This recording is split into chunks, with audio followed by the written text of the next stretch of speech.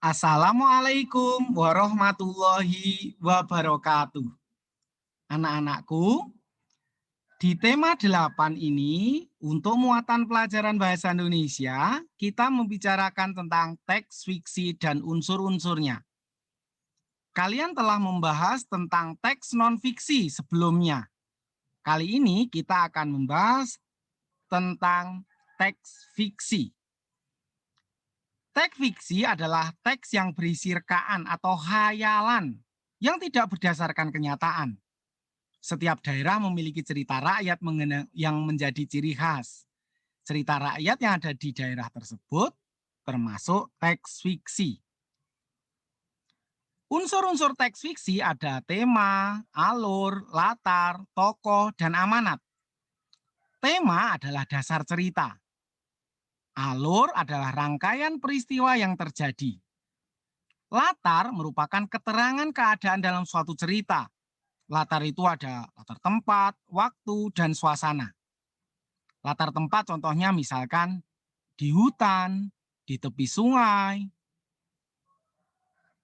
Latar waktu, pagi, sore, malam. Latar suasana contohnya mendung, kemudian terang benderang. Selanjutnya, dalam teks fiksi ada tokoh. Tokoh adalah pelaku dalam sebuah cerita.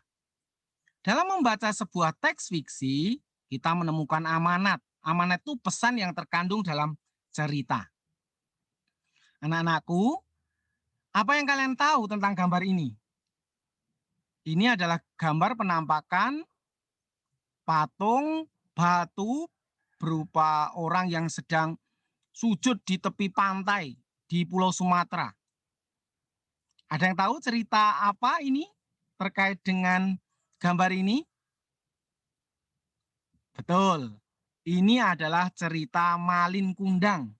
Cerita tentang seorang anak yang tidak berbakti kepada ibunya dan dikutuk menjadi batu. Kalian tahu, Malin Kundang dan penampakan batu ini sebenarnya adalah tidak terjadi, tidak benar-benar terjadi. Cerita dibuat untuk memberikan pelajaran supaya anak-anak tidak berani atau tidak durhaka kepada orang tua. Kalau yang ini, kalian tahu? Benar, kalian pernah mendengar atau melihat di televisi ya, cerita tentang buaya dan kancil. Anak-anakku, cerita tentang Malin Kundang dan buaya serta kancil tadi merupakan jenis-jenis teks fiksi atau cerita fiksi. Cerita fiksi itu ada cerita rakyat, cerita pendek atau cerpen, novel. Cerita pendek yaitu cerita tentang tokoh pada suatu keadaan atau kejadian. Cerpen ini biasanya tersusun minimal 20.000 kata. Novel adalah karangan berisi rangkaian peristiwa kehidupan seseorang beserta orang-orang yang berada di sekelilingnya. Novel ini biasanya dalam bentuk buku. Dalam teks fiksi kita mengenal istilah-istilah. Legenda, yaitu cerita rakyat yang ada hubungan dengan sejarah. Cerita jenaka adalah cerita lucu. Saga, yaitu cerita yang bersifat legendaris atau tentang kepahlawanan. Fabel, kita tahu bahwa cerita yang tokohnya diperankan oleh hewan. Mite, yaitu cerita yang mempunyai latar belakang sejarah dan mengandung hal-hal ajaib. Umumnya ditokohi oleh dewa-dewa. Anak-anakku, di pupena kalian ada cerita tentang asal-usul bunga kemuning. Ini gambar bunga kemuning itu seperti ini. Nah, di sini ada tokoh-tokohnya. Ya, ini bunga kemuning.